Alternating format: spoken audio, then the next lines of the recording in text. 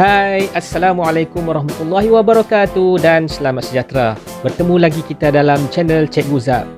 Terima kasih kerana sudi singgah mai ke channel saya lagi. Biasakan yang betul, betulkan yang biasa. Jom kita lihat apa yang menarik pada minggu ini.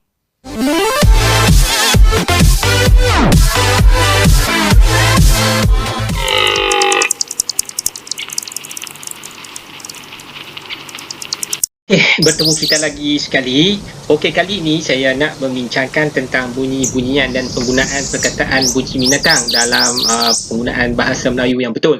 Kadang-kadang kita menggunakan perkataan yang tak apa betul lah.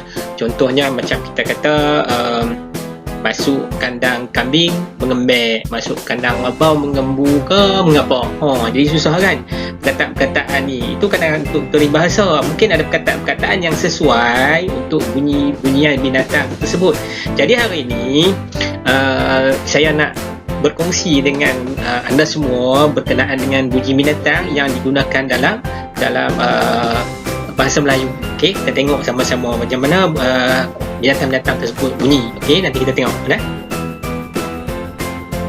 Seperti saya katakan di awal tadi, penggunaan bunyi-bunyian dalam bahasa Melayu ni berkaitan dengan peribahasa, iaitu peribahasa Melayu. Mari kita tengok dekat sini saya ada bagi satu peribahasa Melayu yang berkaitan dengan bunyi binatang yang kita gunakan dengan perkataan yang betul dalam bahasa Melayu. Contohnya masuk kandang kambing membek, masuk kandang kerbau menguak.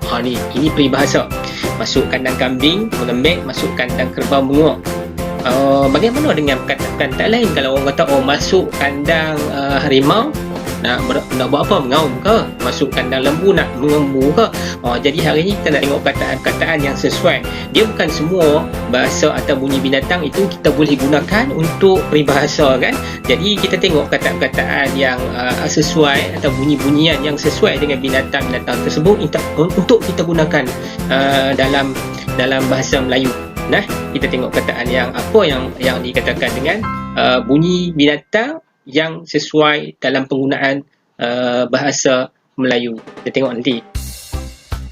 Sebelum tu saya nak tanya dulu, kenapa kita perlu tahu tentang bunyi-bunyi binatang ni? Pasal apa? Orang kata pasal apa? Kenapa kita perlu tahu tentang bunyi-bunyi binatang ni? Okey, kita perlu tahu jugalah sebab bunyi ini adalah boleh membantu kita menguasai kemahiran bahasa dengan baik. Kita taklah guna perkataan-perkataan bunyi binatang tu dengan sembrono. Kan kita tak ikut sukalah nak katakan bunyi kata contoh bunyi binatang itik mengitik kan, macam tu tak boleh lah kan. Kita gunakan perkataan yang sesuai dengan bunyi binatang tersebut. Dan satu lagi kita nak gunakan untuk nak buat orang kata karangan ke menjadi senang pada kita kan. Kalau tak tahu bunyi binatang ni susah juga untuk kita nak buat karangan. Contohnya bagi anda di luar sana nak ambil peperiksaan yang mungkin berkaitan dengan bunyi binatang ni, kadang-kadang dia jadi susah. Jadi hari ini mari kita tengok bagaimana kenapa kita perlu tahu tentang bunyi-bunyi binatang ni. Walaupun orang kata okey, boleh tengok YouTube bunyi binatang ni yang prasekolah pun ada, tapi yang ni untuk kita tahu bagaimana nak membunyikan perkataan dalam bahasa Melayu berkaitan dengan binatang. Mari kita tengok nanti. Di sini saya ada senaraikan bunyi haiwan yang berkaitan dengan penggunaan perkataan bahasa Melayu dengan bunyi haiwan yang kita perlu gunakan bahasa Melayu dengan betul lah. Yang pertama sekali kita tengok pada ayam benar. Aina dia berketuk. Dia jauh sikit ni ayam benar dengan ayam jantan ni. Ayam jantan dia berkokok. Kemudian anjing menyalak, kemudian burung berkicau. Yang ni perkataan yang orang kata asas untuk bahasa Melayu yang berkaitan dengan bunyi binatang.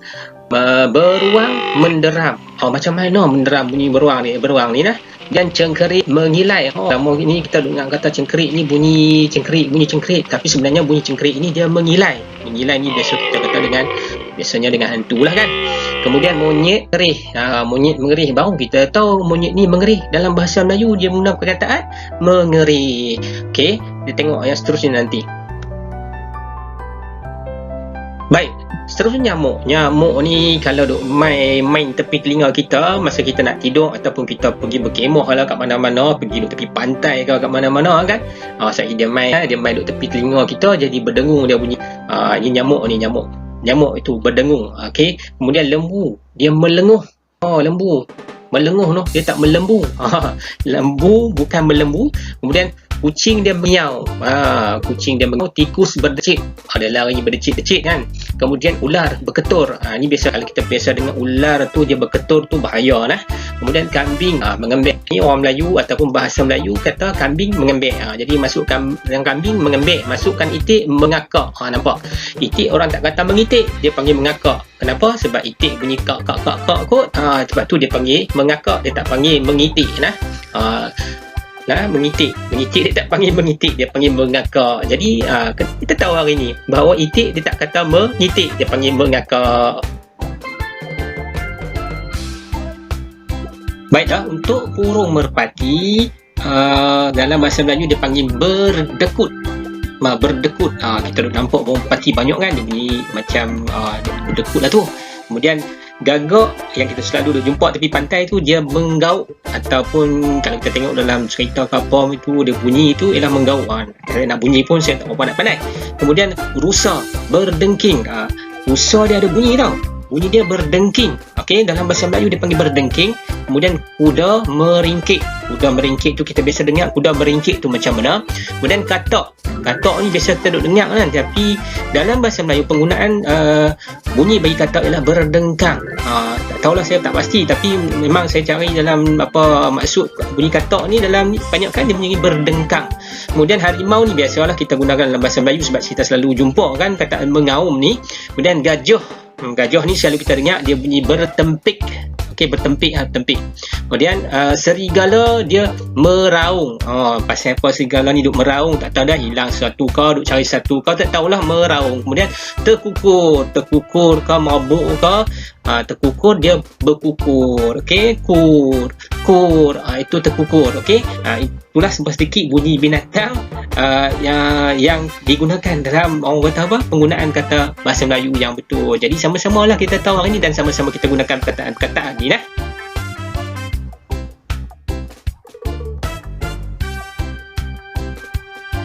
Setakat itu sahaja video yang saya kongsikan pada kali ini. Semoga memberi manfaat kepada kita semua.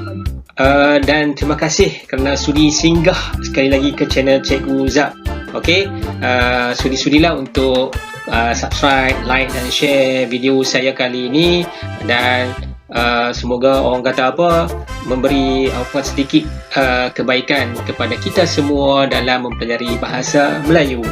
Biasakan yang betul, betulkan yang biasa. Salam satu bahasa, bahasa jiwa bangsa. Salam, jumpa lagi.